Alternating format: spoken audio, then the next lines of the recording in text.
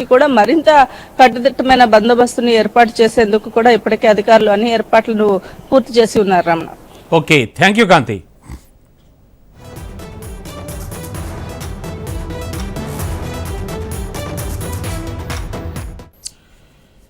ఒక్కసారి ఇటు తెలంగాణ సిచ్యువేషన్ చూస్తే లోక్సభ ఎన్నికల ఓట్ల లెక్కింపునకు అంతా సిద్ధమైంది. ఉదయం 8 గంటలకు ఓట్ల లెక్కింపు ప్రారంభమవుతుంది. తెలంగాణలో 17 లోక్సభ నియోజకవర్గాల్లో కాంగ్రెస్, బీఆర్ఎస్, బీజేపీ అభ్యర్థులు సహా 525 మంది బరిలో నిలిచారు. 2.20 కోట్లకు పైగా ఓటర్లు తమ ఓటు హక్కు వినియోగించుకున్నారు. 120 హాళ్లలో 1855 టేబుళ్లపై ఓట్లు లెక్కిస్తారు. 2.18 లక్షల పోస్టల్ బ్యాలెట్ ఓట్లను 19 హాళ్లలో 276 టేబుళ్లపై లెక్కిస్తారు. ఒక్కో అసెంబ్లీ నియోజకవర్గానికి ఒక్కో హాల్ ఏర్పాటు చేయగా మహేశ్వరంలో 2 హాళ్లు సిద్ధం చేశారు. ఇక ప్రతి లోక్సభ నియోజకవర్గానికి ఒక టేబుల్ ఏర్పాటు చేయగా చేవెళ్ల, మల్కాజ్గిరిలో 2 టేబుల్ సిద్ధం చేశారు. 10,000 మంది సిబ్బంది ఓట్ల లెక్కింపు ప్రక్రియలో పాల్గొంటారు. కౌంటింగ్ కేంద్రాల దగ్గర 3 అంచెల భద్రత, సీసీ కెమెరాల నిఘాతో పాటు 144 సెక్షన్ విధించారు.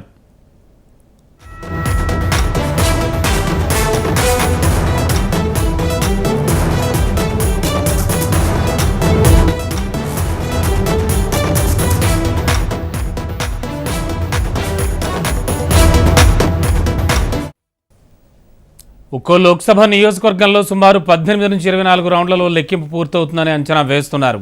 తెలంగాణలో తొలి ఫలితం నిజామాబాద్ లోక్సభ నియోజకవర్గం నుంచి వెలువడే అవకాశం కనిపిస్తోంది. ఈ నియోజకవర్గంలో కేవలం 15 రౌండ్లలో ఓట్ల లెక్కింపు పూర్తి కానుంది. కరీంనగర్, నల్గొండ, హైదరాబాద్ నియోజకవర్గాల ఫలితాలు చివర్లో వెలువడే అవకాశం కనిపిస్తోంది. ఈ నియోజకవర్గాల్లో 24 రౌండ్ల చొప్పున ఓట్ల లెక్కింపు పూర్తి కానుంది. చొప్పదండి, దేవరకొండ, యాకుత్పుర అసెంబ్లీ సెగ్మెంట్లలో 21 రౌండ్లలో, ఆర్మూర్, భద్రాచలం, అశ్వారావుపేట అసెంబ్లీ సెగ్మెంట్లలో 13 రౌండ్లలో లెక్కింపు జరుగుతుంది. మొత్తానికి ఎన్నికల ఫలితాలపై తీవ్ర ఉత్కంఠ నెలకొని ఉంది.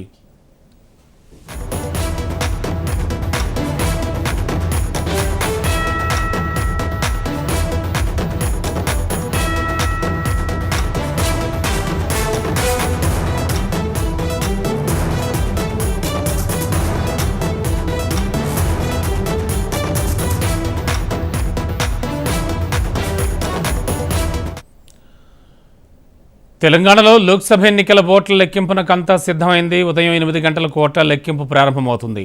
తెలంగాణలో 17 లోక్సభ నియోజకవర్గాల్లో కాంగ్రెస్, బీఆర్ఎస్, బీజేపీ అభ్యర్థులు సహా 525 మంది బరిలో నిలిచారు. 2.20 కోట్లకు పైగా ఓటర్లు తమ ఓటు హక్కు వినియోగించుకున్నారు. 120 హాళ్లలో 1855 టేబుళ్లపై ఓట్లు లెక్కిస్తారు. 2.18 లక్షల పోస్టల్ బ్యాలెట్ ఓట్లను 19 హాళ్లలో 276 టేబుళ్లపై లెక్కిస్తారు. ఒక్కో అసెంబ్లీ నియోజకవర్గానికి ఒక్కో హాల్ ఏర్పాటు చేయగా మహేశ్వరంలో 2 హాళ్లు సిద్ధం చేశారు.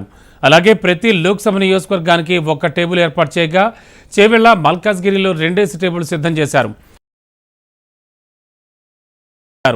కౌంటింగ్ కేంద్రాల వద్ద 3 అంచెల భద్రత, సీసీ కెమెరాల నిఘాతో పాటు 144 సెక్షన్ విధించారు.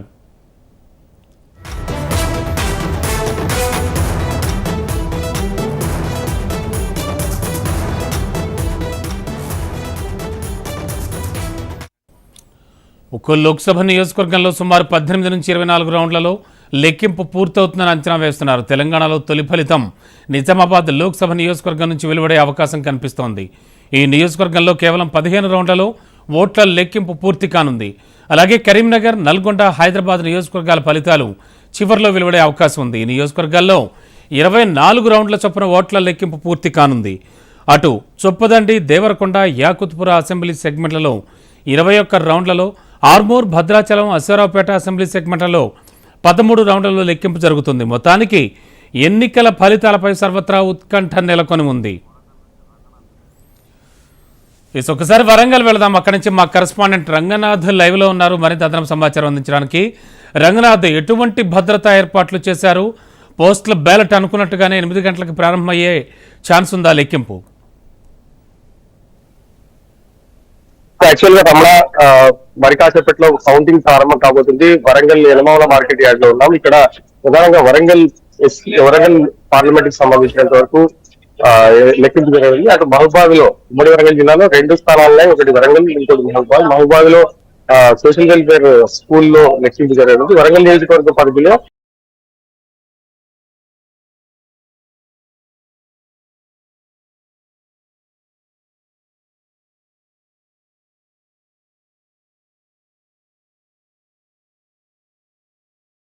ఆ తర్వాత లాస్ట్ కి భూపాలపల్లి నియోజకవర్గానికి సంబంధించినటువంటి మొత్తంగా 12 నుంచి 1 గంట మధ్యలో లెక్కింపు దాదాపుగా పూర్తయ్యే అవకాశం ఉంది. మరోవైపు మొత్తం వరంగల్ బరిలో 42 మంది అభ్యర్థులు ఉన్నారు. గత ఎన్నికలతో పోలిస్తే ఈసారి పోలింగ్ పర్సెంటేజ్ తక్కువగా నమోదైంది, 68.86%. అయితే అభ్యర్థులు మాత్రం పూర్తిగా క్రాస్ ఓటింగ్ పైనే దృష్టి పెట్టిన పరిస్థితి. ఎగ్జిట్ పోల్స్ నేపథ్యంలో కొంత టఫ్ ఫైట్ జరుగుతుందని చెప్పిన నేపథ్యంలో ఖచ్చితంగా కాంగ్రెస్ బీజేపీ మధ్య హోరాహోరీ చోటు జరుగుతుందన్న చర్చ అయితే జరుగుతుంది. మరోవైపు మహబూబాద్ పార్లమెంట్ కి సంబంధించినంత వరకు మహబూబాద్ సోషల్ వెల్ఫేర్ స్కూల్లో లెక్కింపు జరగనుంది. మొత్తం 98 టేబుల్ ఏర్పాటు చేశారు. 132 రౌండ్లలో ఈ ప్రక్రియ పూర్తిగా ఉంది. మొదట భద్రాచలం అసెంబ్లీ నియోజకవర్గానికి సంబంధించిన లెక్కింపు పూర్తయితే చివరిగా ములుగు అసెంబ్లీ నియోజకవర్గానికి సంబంధించిన లెక్కింపు పూర్తవుతుంది. ఇక్కడ 71.85% పోలింగ్ నమోదైంది. గత ఎన్నికల కంటే కొంత తక్కువగా నమోదైనప్పటికీ ఇక్కడ కూడా సేమ్ సిచ్యువేషన్ ఉంది. అయితే ఎగ్జిట్ పోల్స్ మాత్రం ఇక్కడ కాంగ్రెస్ కే పూర్తిగా మొగ్గు చూపిన నేపథ్యంలో ఇక్కడ కూడా క్రాస్ ఓటింగ్ పైనే అభ్యర్థులు దృష్టి సారిస్తున్నారు. ప్రధానంగా పార్టీల మధ్య హోరాహోరీ చోటు జరిగిందని చెప్పాలి. అటు బీజేపీ కూడా తన ఓట్ బ్యాంక్ తో పాటు ఖచ్చితంగా తమకు పట్టణ ఓటర్లు, ఆ తర్వాత చుట్టుపక్కల మెయిన్ మెజారిటీ గ్రామాలకు సంబంధించిన పబ్లిక్ కూడా తమకు ఓటేస్తారన్న ఒక నమ్మకంతో ఉంది. ప్రధానంగా ఈ 2 నియోజకవర్గాలకు సంబంధించినంత వరకు అభ్యర్థుల్లో 3 పార్టీలు, ప్రధాన పార్టీల మధ్య హోరాహోరీ పోరు సాగనుంది. మధ్యాహ్నం 1 గంట నుంచి 2 గంటల మధ్య పూర్తి ఫలితం చేరనుంది. అయితే అభ్యర్థుల్లో మాత్రం క్షణక్షణం ఉత్కంఠ కొనసాగనుంది. మొదట్లో 8 గంటకి పోస్టల్ బ్యాలెట్, ఆ తర్వాత హోమ్, ఆ తర్వాత సర్వీస్ ఓట్లను లెక్కిస్తారు. మొత్తం 4,500 వరకు 28,000 వరకు ఈ ఓట్లకు సంబంధించిన లెక్క ఉన్నట్టుగా మనకు సమాచారం ఉంటుంది. వరంగల్ పార్లమెంట్ నియోజకవర్గంలో, అటు మహబూబాద్ లో కూడా 27,000 వరకు ఓట్ల వరకు ఉన్నట్టుగా మనకు సమాచారం ఉంది. అయితే పూర్తి స్థాయిలో ఈ ఓట్లకు సంబంధించిన ఒక లెక్కింపు ప్రక్రియ 8:30 వరకు, 8 నుంచి 9 గంటల మధ్యలో పూర్తవుతుంది. 9 గంటల తర్వాత ఈవీఎంస్ ఓపెన్ చేస్తారు. ఈవీఎంస్ ఓపెన్ అయిన తర్వాత క్షణక్షణం ఉత్కంఠే కొనసాగే అవకాశం ఉంది. మొదటి ఈ పోస్టల్ బ్యాలెట్లకు సంబంధించినంత వరకు కొంత పాజిటివ్ గా, అంటే గవర్నమెంట్ పాజిటివ్ గా వచ్చే అవకాశం ఉన్నట్టుగా చర్చ జరుగుతున్న నేపథ్యంలో అసలు ఏం జరుగుతుంది, ఎవరికి ఓటర్ పట్టం కడతారనేది మాత్రం సస్పెన్స్ కంటిన్యూ అవుతుంది.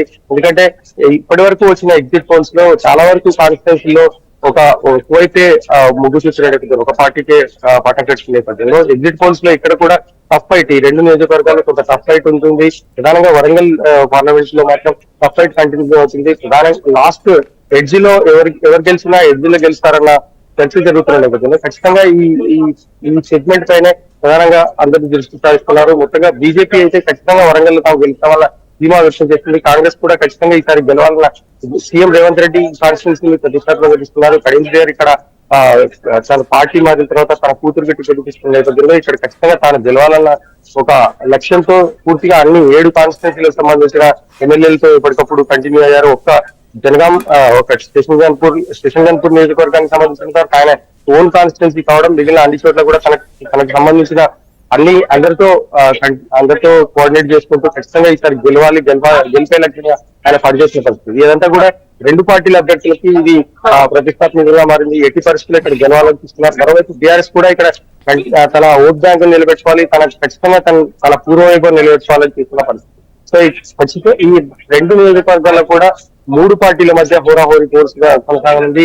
ఎట్టి పరిస్థితుల్లో తామంటే తాము గెలుస్తాం వల్ల ఒక ధీమాతో ఉన్నారు. కానీ ఇంటర్నల్ గా క్రాస్ ఓటింగ్ పైనే పెద్ద ఎత్తున చర్చ జరుగుతున్న పరిస్థితి ఉంది. 22 రోజుల క్రితం జరిగిన ఎలక్షన్ నేపథ్యంలో ఖచ్చితంగా ఈసారి ఎవరిని ఓటర్ తను ఓన్ చేసుకుంటారు, ఎవరికి పట్టం కడతారని మాత్రం ఖచ్చితంగా కంటిన్యూ అవుతున్న పరిస్థితి కనిపిస్తుంది. Okay, thank you Ranganath.